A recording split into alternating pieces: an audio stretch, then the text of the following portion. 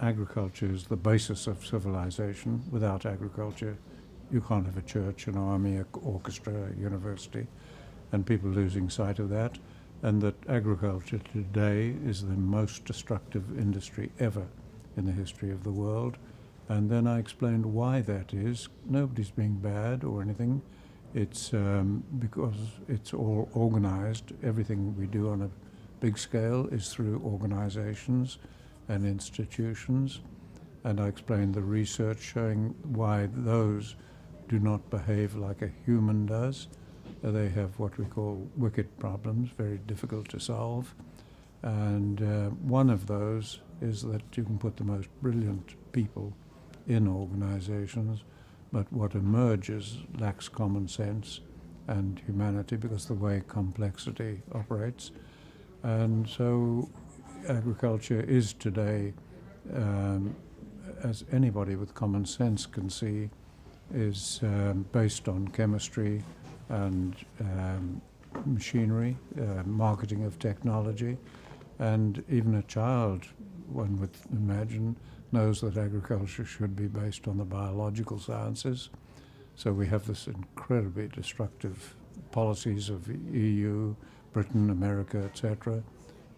Agriculture playing a major role in climate change, and really went on to show how easy that is to solve now that we've understood what is causing the problem, and to offer hope to young people, because young people are rebelling and demanding action, but actually they're like dogs chasing cars. They don't know what to do with the car when they catch it.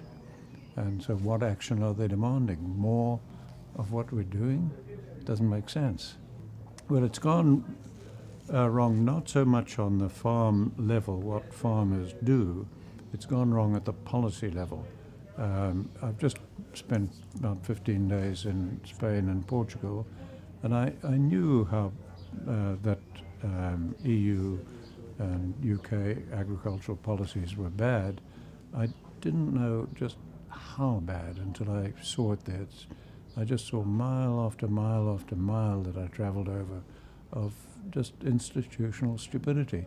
People being paid subsidies for thousands and thousands of hectares of ground to be bare and ploughed. And if we ask anybody who uses common sense, ask any garden club or anything, you need to keep soil covered. So why is so much being paid to farmers to keep soil bare? It just, that's what I say, it doesn't make sense what we're doing. And once before, a while back, I was in Germany with the IFOAM organization. Again, there I saw it when I was out on farms. Things that we've been doing had no basis of science, no basis of common sense. No farmer normally would be doing them. When I asked why, they were getting subsidies or laws. When I talked to farmers about obvious things that they could do that would make it much better, they would say, well, no, I can't do that. And I'd say, why? And they said, well, because of the law.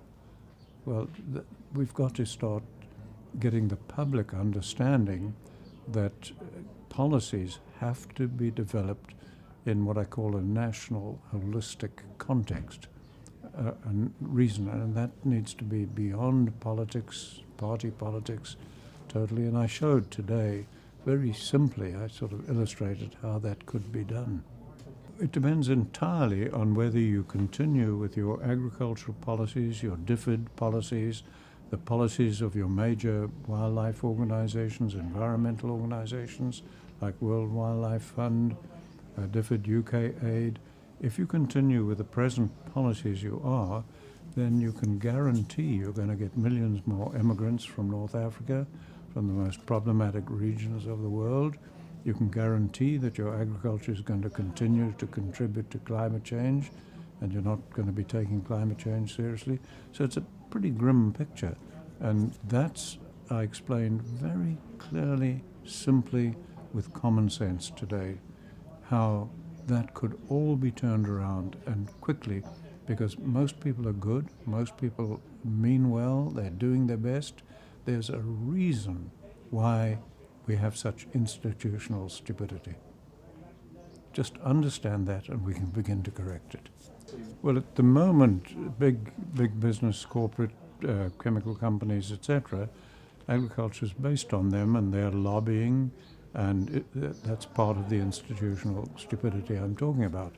And so what I talked about today was if the UK, as it's leaving European Union, if they were to begin to develop agricultural policy in a national, holistic context, how do the people in the UK want their lives to be based upon their life-supporting environment, but essentially the land and agriculture that sustains everything, how do they want that to be? If that becomes the context rather than problems or competing or any of these problems we deal with, then it can become very simple. You start with things like simple questions of, is it the role of a bureaucrat in Brussels or London or Johannesburg or Beijing or Washington or anywhere to tell farmers what to do, or should that be up to farmers?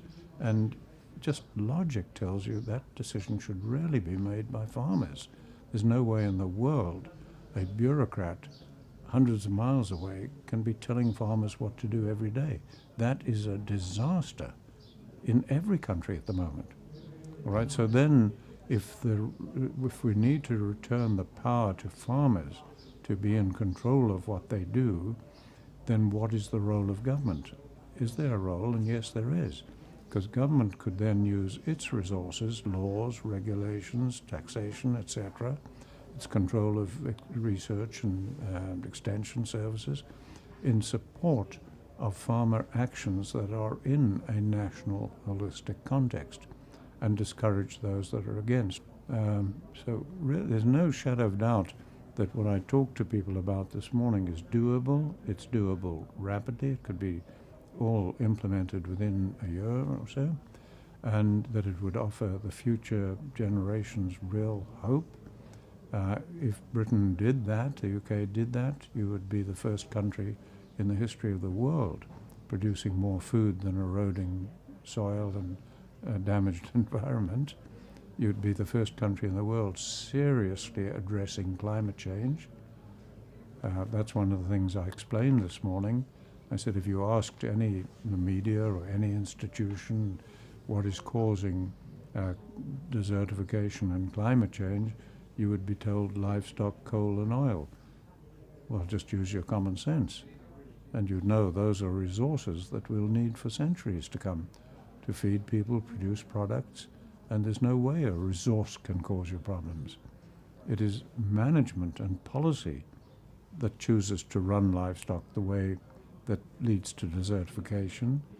It's management and policy that chooses to call coal and oil fossil fuels and burn them at a rapid rate.